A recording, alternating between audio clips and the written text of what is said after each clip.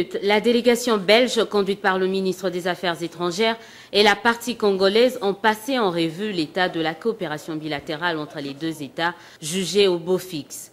Mieux encore, la Belgique compte y apporter quelques innovations, surtout dans le domaine sanitaire. Le gros de l'entretien a tourné autour du processus électoral.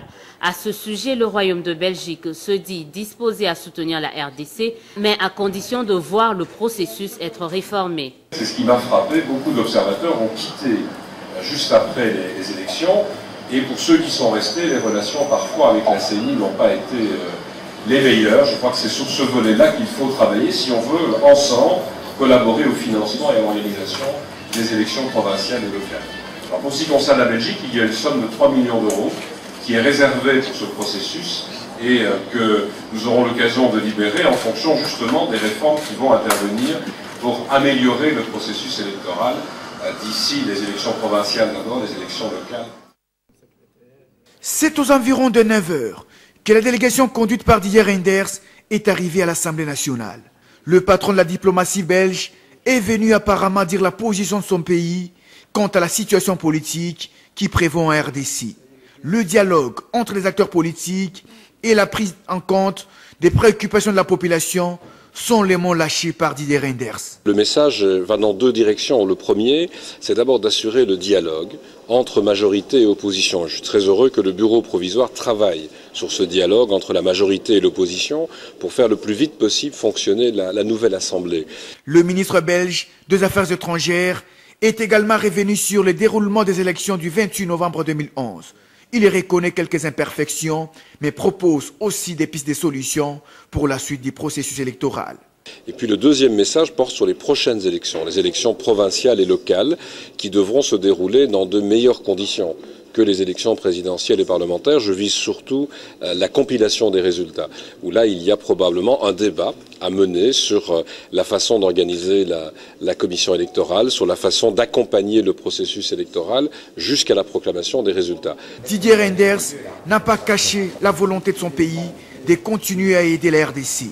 Une aide dont l'impact devra se faire sentir au sein de la population, a-t-il dit. Le Congo est notre premier partenaire en termes de coopération au développement quand on vient de Belgique et on sait qu'il y a des enjeux majeurs en termes économiques, dans les problèmes sociaux, les problèmes d'éducation, les problèmes de santé, de sécurité. Sur tous ces sujets, il faut que des majorités et oppositions travaillent et travaillent si possible ensemble.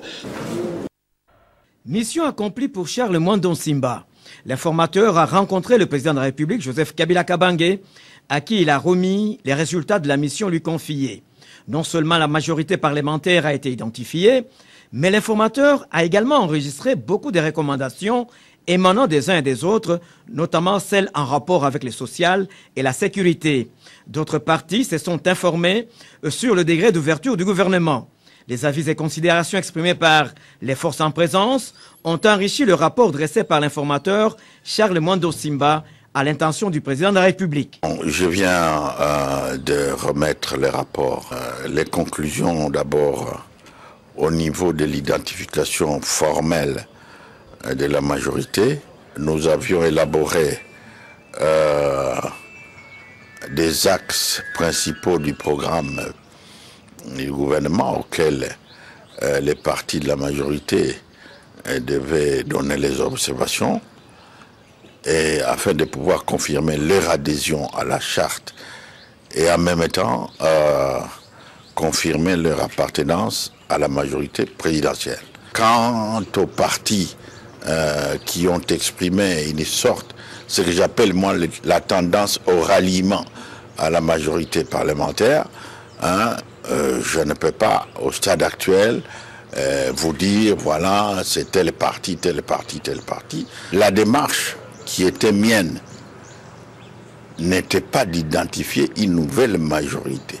Refaire une nouvelle majorité, ça signifiait aller dans le sens qu'au moment de la formation du gouvernement, c'est la cohabitation.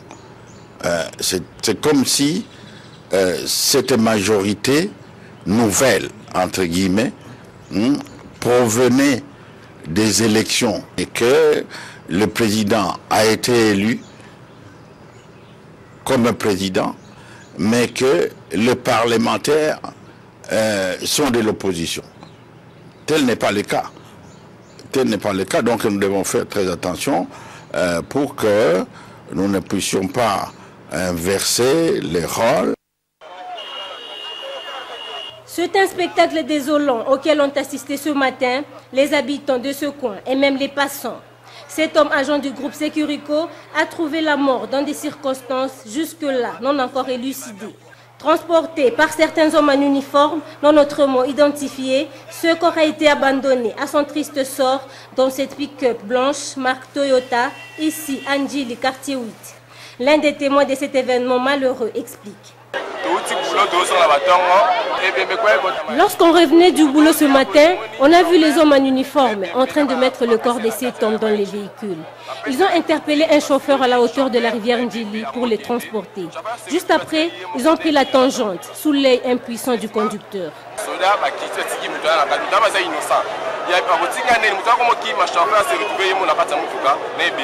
Alerté, un commissaire de la police de ce district est descendu sur les lieux pour mener des investigations.